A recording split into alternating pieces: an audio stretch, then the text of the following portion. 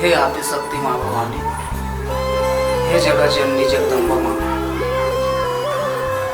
तुला चढ़ाए पर 56 भोग खीर पूड़ी कलेवा नहीं है माँ। मैं तो निर्धन गरीब किसान,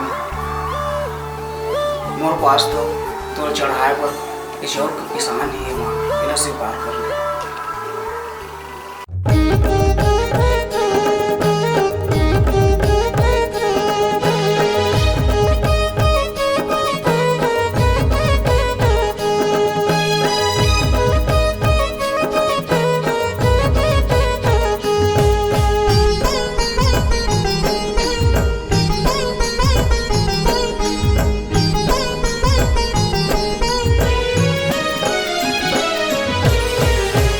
चढ़ावा मैं फूल पान नहीं है मेवा पकवान, लाए हूँ चौर पिसान चैत मचिला मैं खवा हूँ।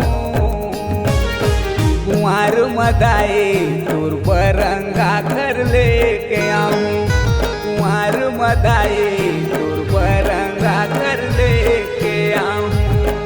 चढ़ावा मैं फूल पान नहीं है मेवा पकवान, लाए हूँ चौर पिसान चैत मचिला मैं खवा हूँ।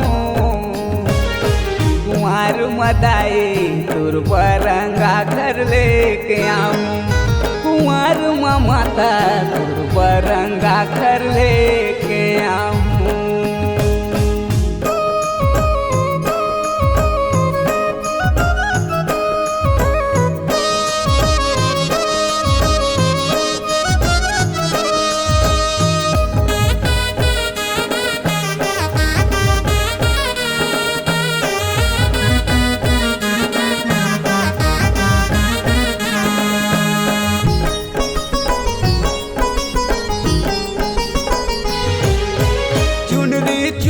काजर बिंदिया नहीं है तोर बरहार माँ, भाव भजन टूटे फूटे गाँव तोर मया दुलार माँ।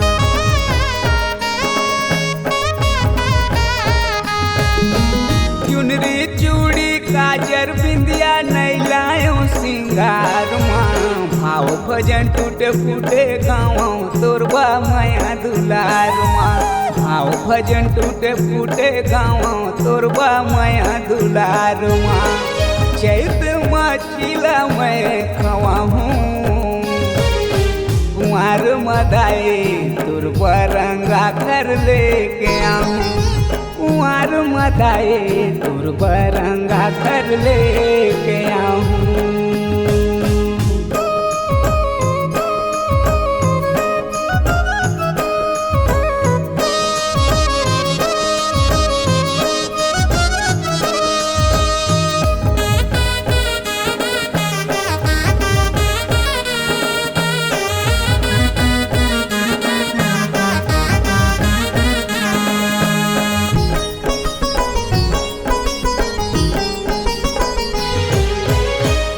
कर्म कर नीला करके हो जाते भौले पार माँ, डगमग डगमग जिंदगी के डोंगा कर देना उद्धार माँ।